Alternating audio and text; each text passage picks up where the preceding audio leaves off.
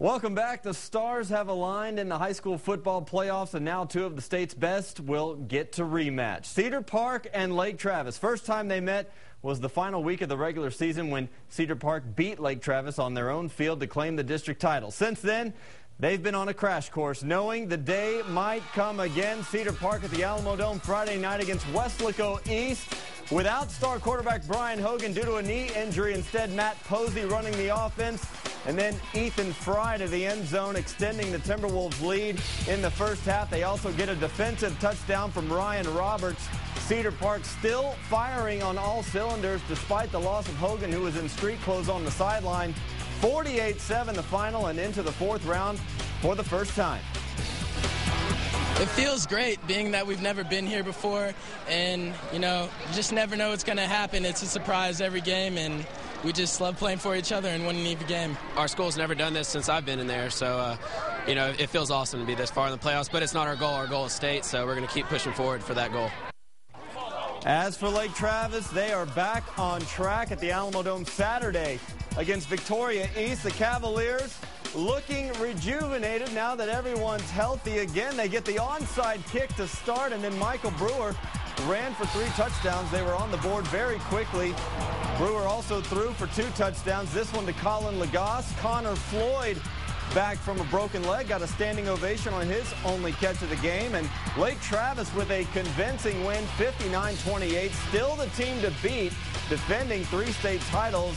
And they will get their wish of facing Cedar Park again, this time on a bigger stage with even higher stakes. A winner-take-all for a trip to the 4A Division I semifinals that's set for 1:30 Saturday at DKR Texas Memorial Stadium. Second time there for Lake Travis this season. Keeping a lower profile but looking just as strong as Stony Point in 5A at Waco ISD against A&M Consolidated.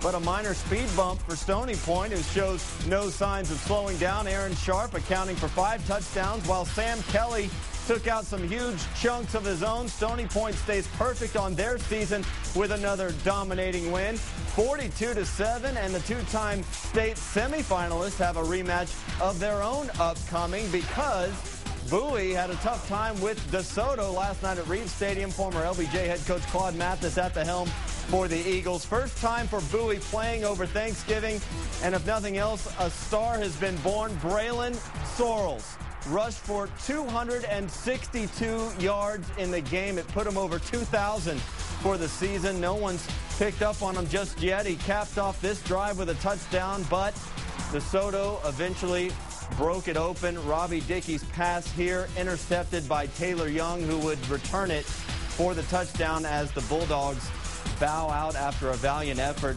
56-24, meaning DeSoto will play Stony Point for the second time this season. Stony Point beating them by 17 in Week 3. Round 2 next Saturday night back at Waco ISD.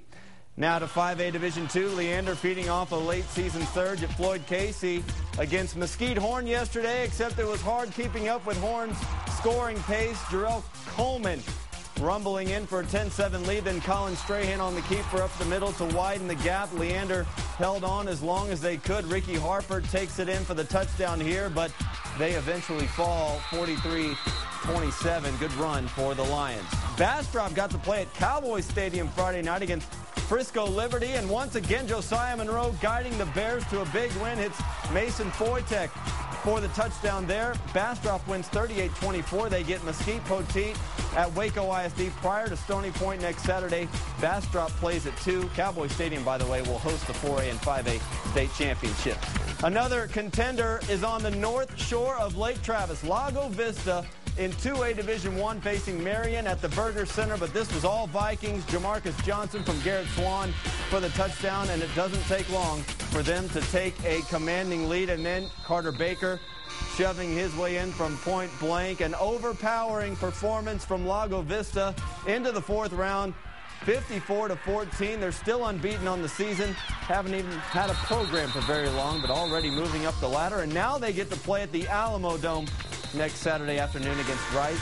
Consolidated. Wimberley also unbeaten, advances to play Navarro Friday in Buda. Lexington and Burton are still alive in 1A. And Regents will play for the TAPS Division III state championship next Saturday in Temple. That game at noon against Bullard Brook Hill.